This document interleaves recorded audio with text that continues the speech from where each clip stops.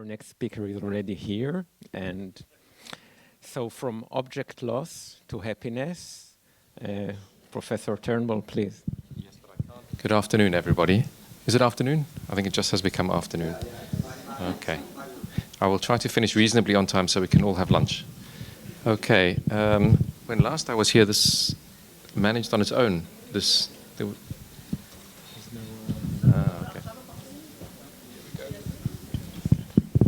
Let's try that. Hello, and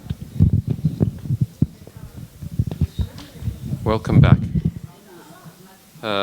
Okay. What's the matter? There's a problem? There's a problem, or I can go? Okay, great. Okay, all right, everybody. Thank you very much indeed, and thank you, Yoram. It's an amazing trial, and I think it's likely to make a big difference to a lot of people, actually. I said to Yoram a few years ago, it could be such a life-saving thing for so many thousands of people across the world. It might be the most important thing you do as a physician. So, can I speak more quickly? I'll speak as fast as you want. Okay, let's go. Okay, so here is my plan. I would like to talk for a while about positive psychology and then mostly about emotion regulation and its neuropsychology and what sort of things happen when people don't have emotion regulation of one description or another, particularly about delusional beliefs. And if I have enough time, which is perhaps not so likely, I will talk about a bit of cognition that I think we might not need while I've been talking about stuff that's important. So let's start to talk about happiness. There's a huge literature on this topic, of course, driven by Marty Seligman in his work really over the last 20 years or so. There are many things, if you read that literature, that they prescribe, and things including that they tell you they are not terribly important, not worrying too much about money. I'm sure we've all seen these famous graphs which demonstrate that happiness doesn't seem to be terribly related to your income. You don't need really to worry much about health, amazingly, although there's quite a nice variable called subjective health, which is very important for your happiness. So you could, for example, be of a healthy hypochondriac and therefore unhappy, or you could be someone who's massively disabled, say a quadriplegic, but playing for your Olympic wheelchair basketball team, in which case you're very happy. So it's your subjective health. It doesn't depend very much on education. It doesn't depend very much on intelligence. Amazingly, for someone who lives in Britain, it doesn't depend very much on climate, although I try to work on a variable with my students that I call subjective climate, in which we pretend that the British climate is lovely because we can have wonderful Turner paintings with nice clouds, and why it's good to have clouds. And doesn't depend as much as you think on things like age, race, or gender. I won't spend too much time on that topic, but there we go. Here are those famous graphs which demonstrate the financial findings. Israel, you're pleased to see, is in the top right-hand quadrant over here. That compares the income over here with happiness over there. I'm sure you've seen those graphs over the years. On the other hand, there are some things that make a very big difference. For example, it helps a lot if you have a long-term, stable romantic partnership. It helps very much if you have a wide social network of people who can offer support. There was a category that used to be called religiosity, and then they reclassified it as the category that for spirituality. And in the last 10 or 15 years, it's now called the category for meaning, which is you can achieve in other sorts of ways. Clearly, being part of a larger group which has a bigger purpose is very important to people. And it's very helpful if you have freedom and control in your life. The usual quote is that it's better to be in a wealthy democracy than an impoverished dictatorship. You also want, if you can avoid it, to live in a country that doesn't have large disparities of wealth, which is why so many of the Scandinavian countries do very well here at the top end of the range, but the US, despite having a lot of money, doesn't necessarily. And it helps, if you can avoid, and we're now on to topics that I'm going to spend more about, if you can avoid negative events in your life. Some of these, unfortunately, are unavoidable, like bereavement or divorce or perhaps unemployment, and also if you can avoid negative emotions. So I was watching over the years this literature develop, and I think that the concept of happiness is very hard for us to get a handle on as neuroscientists or as neuropsychologists, but I wondered whether there was another way in for us. And the more I thought about what advice the happiness, the positive psychologist people might have got, the more it made me think about emotion regulation. So their advice is that you need to anticipate aversive events in advance, think about what bad things are going to happen in the future, and avoid them by planning better, by problem solving better, by having trial actions that are better. Or if something's happened to you, to manage to savor it, to re-experience it. or delay gratification. So it's not all pleasure, immediately, and you can try to defer it over longer periods of time.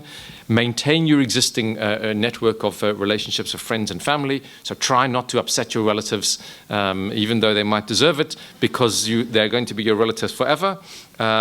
And also, to sow the seeds, as I say here, to build future happiness.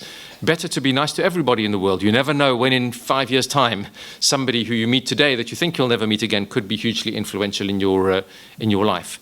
So it made me think a bit more about the emotion regulation literature.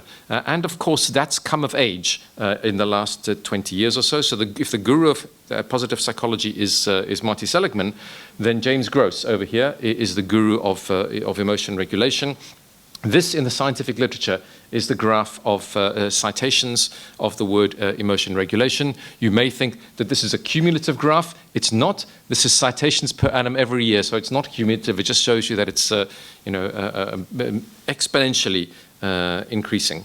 And as a literature, it talks about which emotions you're likely to have and when you have them, and how best to manage them. And there's a vast literature now growing at this exponential rate, demonstrating the importance of emotion regulation for a wide range of psychiatric disorders. But what there hasn't been is anything on the neuropsychology of emotion regulation. Really, almost, I think there was one review paper in 2009, until my PhD student and I started working on this problem, Christian Salas, and we sought to try to identify the neuropsychology of emotion regulation through the functional, through the lesion study approach, rather than through functional imaging. There were quite a lot of studies on brain imaging, but I don't think that that's certainly not the tool that I use, and I think it allows us to investigate the nature of the mind and its biological basis in a much more interesting way. So I'm going to describe a couple of studies that we did on the neuropsychology of emotion regulation, studying patients who have focal brain lesions, just to give you a feel for which brain areas we think are important for ER. So can I say that this literature also divides, there's a sort of model, a nice simple model that Gross has.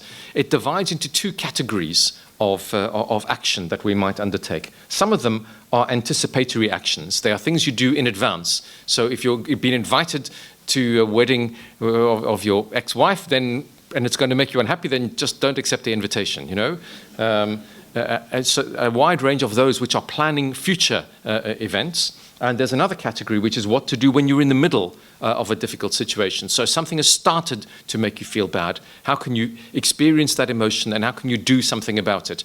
Either by reappraising the situation or by choosing to exclude yourself from that unpleasant situation. They're divided into two broad categories.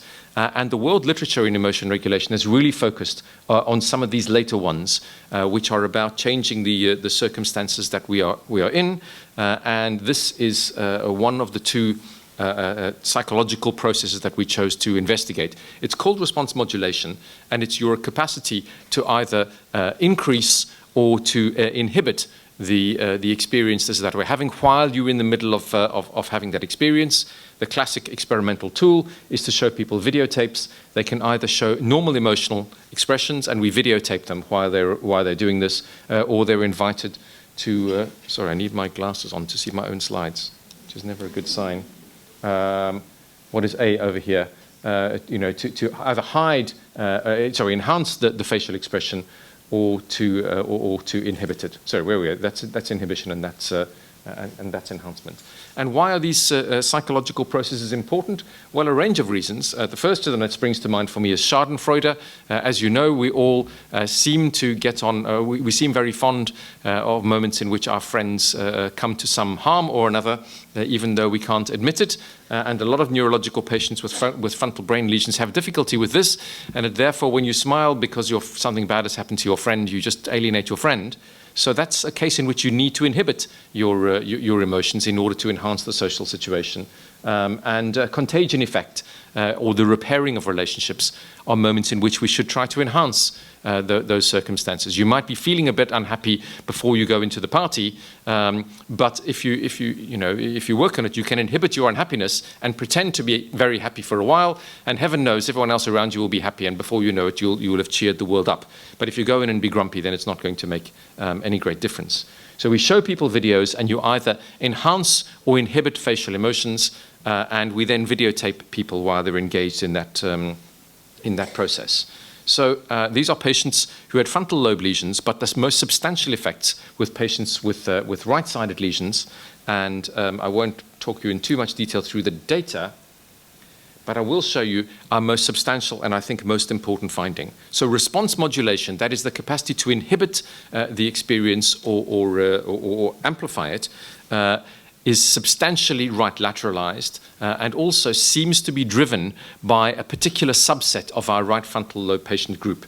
So as you can see on the slide over here, any right frontal or right frontoparietal lesions cause problems, but the 4 patients that drove the data most substantially also had lesions over here in the anterior insula, which people have talked about a little earlier, that brain system that seems to mediate internal bodily states and their mapping onto things happening in the outside world. And in a finding that I'll show you a little bit later, the principal behavioral driver of this process is the ability to inhibit. So inhibiting our feelings seems very important, of course, to emotion regulation. And it seems in the case of modulation of feelings that this is a right lateralized process.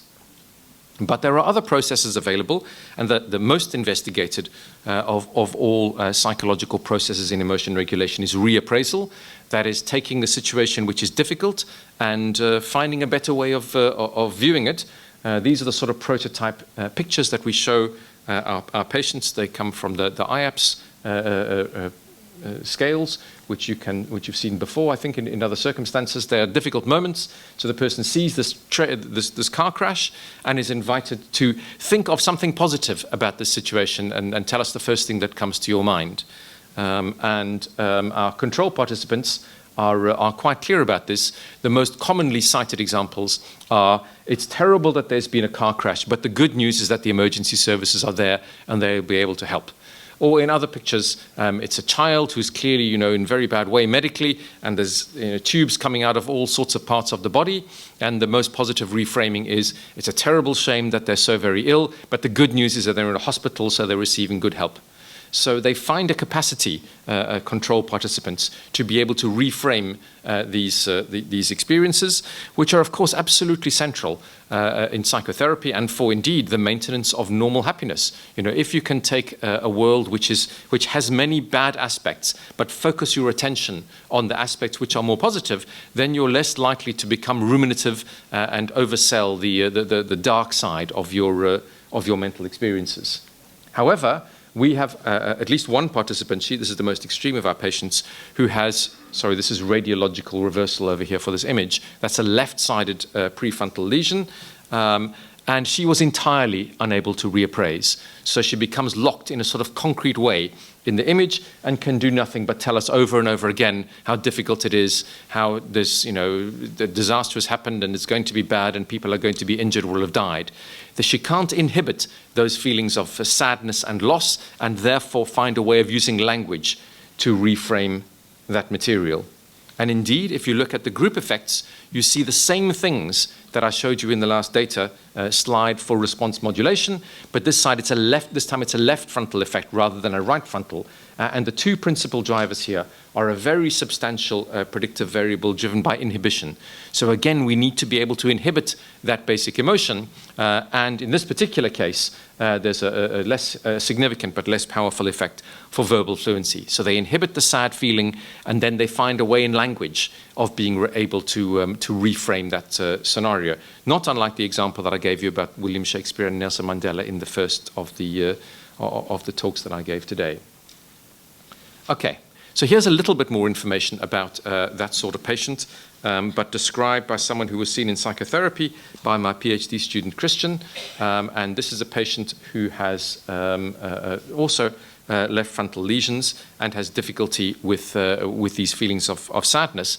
He was particularly wonderful for us, actually, in that he was a retired professor of the sort of social sciences, and he'd spent a lifetime intellectualizing about things and describing things, and so he was able to come up not only with a good description of his internal world, but also actually with some phrases that are better than the ones I would have chosen. So we've used some of his phrases to describe it in our work. The first one is this thing that he calls sticky sadness, sadness that he somehow can't get rid of. So having difficulty walking is something that saddens me. But then I have the experience that, well, I know it's okay to feel sad, but this is not just feeling sad. This is like a sticky sadness, which makes me feel sadder than I should. And really, it's like when you step in mud, and then he carries on to describe how in mud, your shoe gets stuck and you can't get your foot out, or if you take it out, then you lose your foot. So a very nice description of the nature of what it must be like on one of these reappraisal tasks, in which somehow the patient can't find a way of inhibiting that sad feeling and then finding a way of reframing it. But as anybody knows who studied dysexecutive impairment in neuropsychological patients, executive impairment can be replaced by an external agent. So, maybe you can't use your frontal lobes, but somebody else can work your frontal lobes for you, often very often used in neuropsychological rehabilitation. And this is one of those examples, which is about the effects of his wife. Here's what he says. When I'm in the sticky sadness, it's very difficult to change the way I think. There, my wife is of great help. She is the one that pulls me out of such states, because when I'm feeling sticky, it's written all over my face. And then here's what he says. It's as if she helps me to get out of that place by putting another image in my mind, like those old machines where you pass slides. I presume it means those slide projectors that we used to use. She removes the bad slide and puts in a good one. So he's not necessarily able, if we can just go back to these predictive data here, he's not necessarily very good at the inhibition component of this task, but he's got enough inhibition so that if his wife can find a reframing of this using her verbal abilities, then it seems that he's able to internalize that process. And indeed, on this patient of ours who was unable to manage the reframing, we were able, under some circumstances, to guide her into more positive perspectives of the world. She just wasn't able to do it on her own, which I think is a very important process. Okay, so that's two examples that I've given you, one after left and other after right frontal lesions, which show a loss of emotion regulation, which in both cases is a rather adult defense for these scenarios and leaves the patient able to see the world pretty much as the rest of us can see them. They just can't protect themselves very well from those feelings. But we've also had the opportunity to investigate some patients who don't have lesions to the lateral parts of the frontal lobes, but instead have lesions to the medial parts of the frontal lobes. And it looks to us here as if the scenario there is that it produces more primitive defenses in these patients, so that denial and a complete collapse of the ability to see the world properly is an important outcome. And we have a review paper that came out, I think it's last year, in Cortex about this topic. Okay, so these are confabulatory patients. They hold these very striking false beliefs. You'll have heard of some of them. The most famous examples are really Capgras delusion, that the spouse is then believed to be an imposter, or that they're in the wrong, in the hospital, which they believe to be a home. Here are some classic studies. These are patients actually who were evacuated from D-Day after invading France in 1944. And this is a patient who believes that he is both simultaneously in Grimsby, which is where he came from, and in Scotland, which is off the map over here, which is where he's being treated. And he says, where are we? I'm in Scotland. Are we in Grimsby? Yes, I class it as Grimsby. I always do. Is Grimsby in Scotland? No, it's in Lincolnshire, but I could be in Lincolnshire in 2 minutes. So he's in this sort of slightly confusional state in which he seems to, in which he seems to want to be in two places at the same time. And he calls out for his wife in doing so, because, of course, she's in the next room. Okay. There's a standard account in this world, and myself and indeed Yoram earlier have been talking about the importance of emotion in trying to understand the mind, but the world literature in neuropsychology on this topic doesn't focus on emotion. As I said to you in the first talk that I gave earlier, neuropsychology is so dominated by cognition that the explanations tend to be cognitive in nature. In Britain, we have a concept called the Birmingham screwdriver, which is the argument that if you only own a hammer, then every problem looks like a nail. So a screw is just you solve it by the only solution which you have. And I fear that a lot of my cognitive colleagues, because they only know cognition, come up with cognitive explanations. And we've been trying to fight for the role of emotion in at least partially trying to explain these patients. So the standard account in my world of cognitive neuroscience is executive impairment. That is, these patients have some sort of problem-solving, intellectual, dysexecutive ability, which makes them unable to see the world properly. And this is beautifully consistent, of course, with the frontal lesion site. And indeed, most confabulators that we're going to talk about, these delusional patients, are dysexecutive. And indeed, I don't contest it. Recovery of executive function correlates with confabulation. But there's more to it than that. And we've published a couple of papers which fight against this.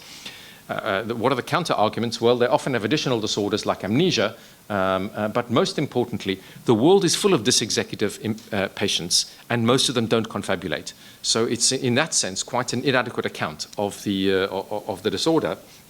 What explains the small minority of the dysexecutive who are confabulatory? But more importantly, these patients are actually lucid on many other topics. And for those of you who work with psychiatric patients, this has been my experience as well. You can talk to them very sensibly on a number of topics, and there are these small corners of their world in which they're hugely impaired. My favorite example is the Burgess and McNeil case, who was a man who was, for most of the month, a greengrocer and worked in that conventional setting. But once a month, he became someone really important when he would put on a suit and a tie and go and supervise and investigate, interrogate other greengrocers, so that he was then in a position of authority. And he only had one confabulation following his mediofrontal lobe lesions. Everything else was fine, except he wanted to get up and dress in his suit and tie every day, which his wife had to then talk him out of, which was a bit of a problem. So these focal delusional disorders are, as Marcel Kinsborn once said, too much of an explanation. If it was just dysexecutive impairment that made them delusional, they should be delusional about everything. But instead, they're only focally delusional. So we tried to investigate over a number of years, really, the issue of motivation in these patients. It had been anecdotally described for many years, but we wanted to do some quantitative science on it. So here's the first of the studies, which is an unselected series with our patient who had mediofrontal lobe lesions after some surgery resection. He produced 155 confabulations in 6 sessions, which is a remarkable series of delusional beliefs. He had a number of unbelievable beliefs, including that he owned several fast cars, that he was working with the police, that he was a racing driver, that his wife and indeed his 4-year-old daughter were working as spies. I don't know how you get employed as a 4-year-old in the spy business. He treated me and Katerina, the other person in the study, as bartenders or sports companions at times. It was quite a remarkable thing. And indeed had the famous Capgras delusion of having his wife as an imposter. So what can we say about his delusional beliefs? Well, we got them blind rated, and here's the answer, which is about 80% or so of his delusional beliefs are positively biased, and we have some pseudo-confabulations produced by controls, which are about 50-50. So it looks as if he's living in a more positive world. Perhaps if you are of a psychoanalytic, of a defensive bent, perhaps in order to protect himself against these difficulties in his life, which as a result of loss of emotion regulation, he can no longer properly tolerate. Here's a replication with a larger sample. I won't go through the details, but here's another delusional belief, which is that he says, a different patient, I've got a wife called Mary, but this is a bit difficult because he's remarried recently, and his new wife's name is Pauline, and his former wife is called Carol, so that was rated as impossible to judge. But when you can judge them, like the fact that, for example, he believed that this patient believes that in his hospital is a hotel and that he's having steak today, which it turns out is his favorite meal, you see that these patients are also very positively biased. Now, this literature is interesting but potentially challenging, and the challenge really is because of delusional beliefs about person. So I want you to think about the Capgras delusion. Whether that is a positive or a negative experience depends on our man's experience of his wife. So if he's in love with his wife and now she's been replaced with a woman who's not his wife, that's a terrible situation. You must be very sad that the woman that you love you can no longer be with. If, on the other hand, you don't like your wife very much, then this is an ingenious way of distancing yourself from a woman who is making these claims to be married to you, and in your slightly delusional state, you get to say, well, you might look like her and sound like her and dress like her, but, you know, you're not the real one. So we realized that the delusional beliefs about person are not the way forward. So these are a survey of the world literature for delusional beliefs about place. There turned out to be 16 examples in the literature when we surveyed them, and they break into two clear categories. About half of these patients have delusional beliefs about that take them to exotic places, the places I want to go on holiday, frankly, on a barge down the Nile, on a ferry in the Caribbean, and in one case in a bistro in the south of France, which sounds lovely. So about half of them go to exotic places, and the other half go to safe places. They go to their old home, to their old university, to their own town, and so on. But all of them are positive. No one goes anywhere negative. These patients are replacing an external reality, which might be a little challenging, with a new, much more pleasant reality that they produce instead. So here's the final study of this series that I'd like to talk about. And in order to do that, I'm going to ask you to remember a story, which if you'll just listen to me for a few moments while I tell it, I'm going to retell it 3 times, but you need to remember the details for my retelling. So imagine you're a hard-working employee. It is Sunday morning and you're preparing to go out. You have planned a wonderful day trip to the seaside in order to rest. However, your best friend calls you saying that he is ill, lonely, and needs your help. Feeling exhausted and not bearing to miss your trip, you lie to him, saying that you promised to see your sister. 4 days later, you found that due to inappropriate treatment, your friend's health has severely deteriorated since Sunday. You feel guilty and ashamed of yourself. Okay? We're doing well with that? So let's look at 3 groups of people and see how they do. Here's a control participant, no neurological lesion whatsoever. And I want you to listen for 2 things. The first thing is how much content is there of the original story? And secondly, has the emotional tone been preserved between the 2 recollections of these stories? So here's the recall of a control. I'm a dedicated employee. I'm sitting on a Sunday morning looking forward to a day trip to the seaside. My friend calls to tell me they're feeling ill and lonely. I explain. No, actually, I don't explain. How tired I am. I make up an excuse that I have to see my sister. Then 4 days later, my friend's health has deteriorated due to inappropriate treatment, and I feel guilty, and I can't remember what else it is. Okay? So probably about the same amount of content that the average person in this room would get, and it finishes with, I feel guilty and I can't remember what else it is. So the emotional tone has been preserved. Now let's try an amnesic patient who's not confabulatory. He made an excuse that he was on holiday and his friend died. Oh yes, and I felt ashamed. So much less content because it's an amnesic patient, and actually one of the important lessons of amnesia is actually there's never complete loss of memory impairment, but emotional tone here, that the sense of shame has been preserved. And now I'm going to give you the confabulatory story, and let's see if people smile at the right time of the story, because it's quite a good recollection, but it has one small change.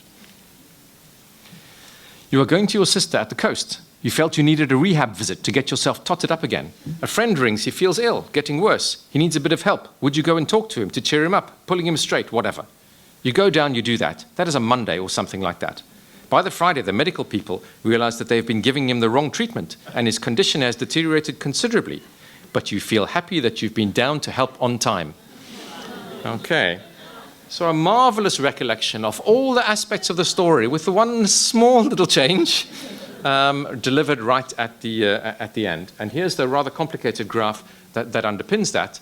And basically it demonstrates that there's no difference between the controls and the confabulators when you are dealing with positive stories, and there's no difference when you're dealing with negative stories that's about other people. There is only one small change, and that is in stories that are about the self and stories which are negative.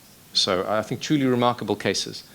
I might have put this in by mistake, but there are people who also have difficulty reframing these negative self-oriented narratives available in the world. Okay. So we have talked, I've still got a few more minutes, yes? Okay. So there are some treatment implications of all of this, which we've been happy to discuss over the years, and they often have to do with directly challenging these patients' delusional beliefs. If they hold delusional beliefs because they lack emotion regulation, then challenging these defenses, especially challenging them very vocally, can be quite counterproductive. And I've met many circumstances in clinical situations in which uninformed clinicians have instructed the family to try to challenge their delusional beliefs. And my experience, it doesn't take us anywhere except entrenching their delusional beliefs. Instead, it's best to work on the therapeutic alliance in our circumstance, in our experience, and also to challenge the patient only with tolerable levels of delusional belief, including, by the way, the potential of viewing it from a third-person perspective. So if somebody else was looking at your life circumstance, I wonder what they would say. That somehow seems to be a little more tolerable for them. So as I think I've suggested earlier, it looks as if in the frontal lobes we have two different classes of system which are available to manage our feelings. Perhaps, and this is a bit of speculation of course, but perhaps lateral systems in the newer parts of the brain which are capable of managing a more mature form of defense and can avail us of skills like response modulation and reappraisal, and are very important, of course, for a range of psychotherapies. And perhaps these more primitive defenses that are mediated by the medial frontal lobes. And in the acute stage, these patients show a collapse of the ability to see reality, which is worsened by the fact that they happen to be dysexecutive at the same time. But it's not the only cause. We're trying to reintroduce emotion into this argument here. I don't deny my cognitive colleagues the importance of executive function. I just think that emotion needs to be intruded as well. Okay, so I've talked a lot about systems in the front of the brain that are important for emotion regulation and therefore also important for psychotherapy. But given that I have a couple of minutes left, they have some, I think, quite interesting data that I'd love to share with some psychotherapists, and I'll take 5 or so minutes to talk about them, because I've been interested in systems, in bits of the mind that you don't need for psychotherapy. I thought, let's turn the question on its head. And I'm particularly interested in episodic memory. So a large proportion of psychotherapists, especially those who deal with brain-injured patients, think that memory is very important, but actually I think it's not as important as you think. And it might be that your attitude towards this depends on which sort of psychotherapy you're interested in engaging in. The CBT approach requires, as I understand it, and given that I spent a bit of my training in CBT, you need to do your homework. You know, you cover a topic in the session, and then the therapist says, okay, during the week, practice this thing, and we'll see how it goes next week. That needs you to recall episodically what's happened, and therefore practice it in between sessions.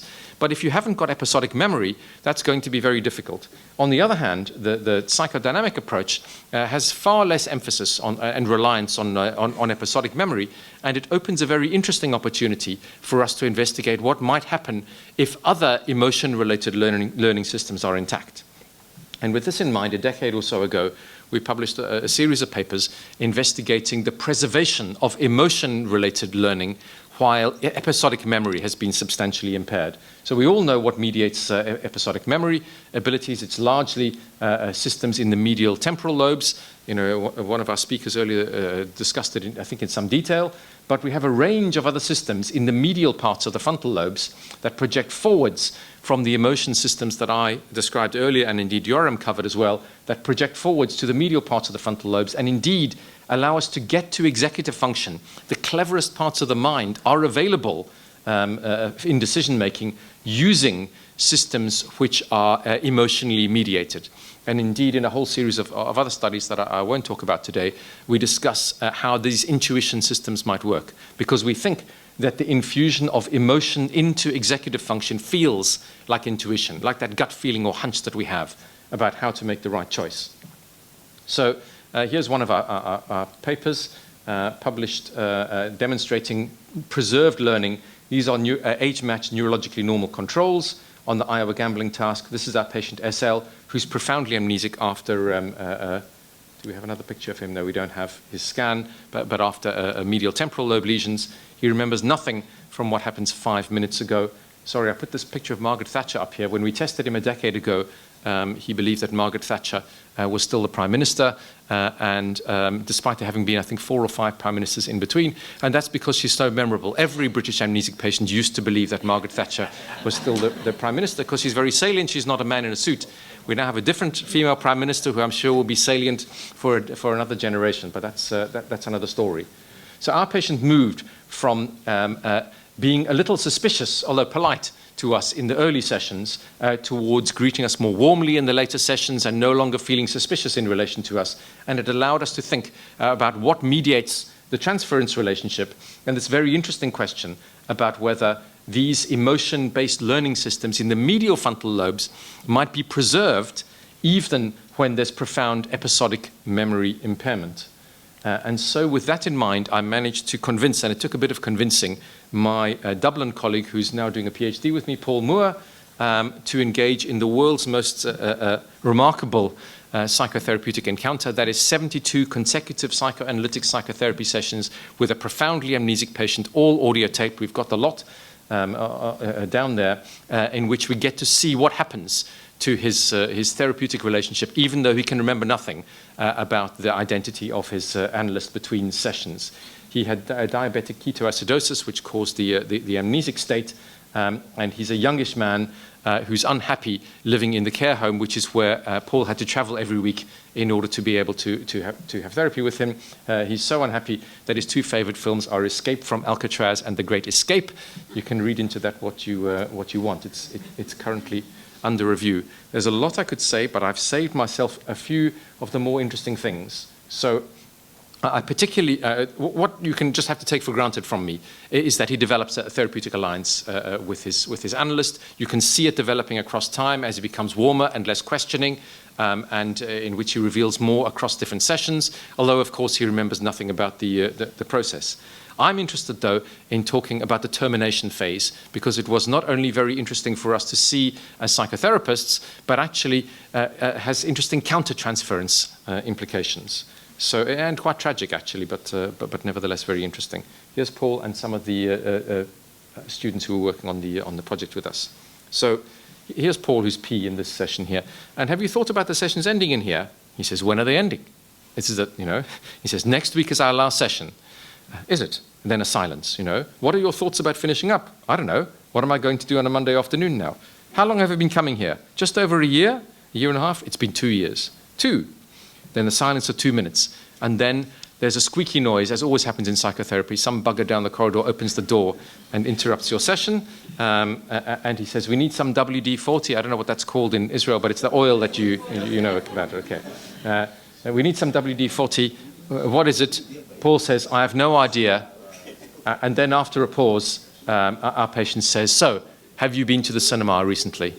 So, anyone who has normal episodic memory and who only has 1 week left of the termination phase of the analysis is thinking about termination. Paul, as the therapist, is thinking about termination, but our patient is unable to do that because he just, he can't remember. So here's some other stuff about the counter-transference, which I think is very interesting. To this analyst, it was not simply a technical decision that needed to be weighed regarding whether or not to remind JL about the ending, but was an increasing sense of obligation within me, a sense of obligation to JL, to do something for him that he was unable to do, to perform the function of remembering for him. And he says he'd performed that function many times. The paper describes the way in which the patient uses the analyst as a memory add-on so that he can hold the memories and say, what was I talking about beforehand, and therefore try to continue some sort of relationship. But he has great difficulty with this termination phase, just doesn't seem to describe it except in metaphor, which is what I'm going to show you now. So here's what Paul says about that last session. So for example, the last sessions were dominated by thoughts and memories associated with death and loss. And then in the last session, he produces it might be just, I don't have enough data, it's just a speculation, but I think it's quite poignant. On the west coast of Ireland, there are these famous cliffs of Moher, And he describes what happens in relation to playing there as a child with a ball, one of those soft balls, you know, the ones made of plastic, which are very light, so that small children can kick them about. And of course, because this is Ireland and on the west coast of the Atlantic, the wind surfs in from here and goes up those cliffs. So actually, you have an upward going wind, which is a very unusual thing in the world. It goes sort of upwards and then over the top of the cliff. And here's what he says in the last sessions, and you can draw your own interpretations. I used to kick the ball out over the cliffs, and the ball would come straight back at you. I never lost the ball over the cliffs. Oh, yeah. Everybody used to walk down to the cliffs from the cottage we were staying in. I always used to want to run and jump off and get pushed back by the wind, which I was never allowed to. Very good parenting there, I think. It always amazed me that you could kick a ball as hard as you could over the sea, but it would just come floating back. They parasail off it now. You know, they go parasailing. So, I mean, whether you think that he is describing that sense of potential loss, and yet you can never be lost from that because you will always be saved by the wind, I'll leave you to draw your own conclusions. So, I think if I can conclude the second of my talks here, I think these are unusual, I think quite remarkable disorders.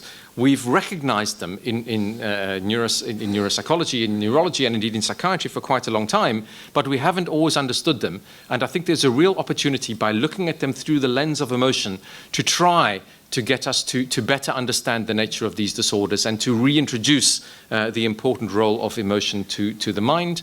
And I think it has, of course, not only an alternative account of the nature of these disorders, but also substantial treatment implications. And they're a few minutes late, but not too late, I hope. I think I will end. Thank you very much.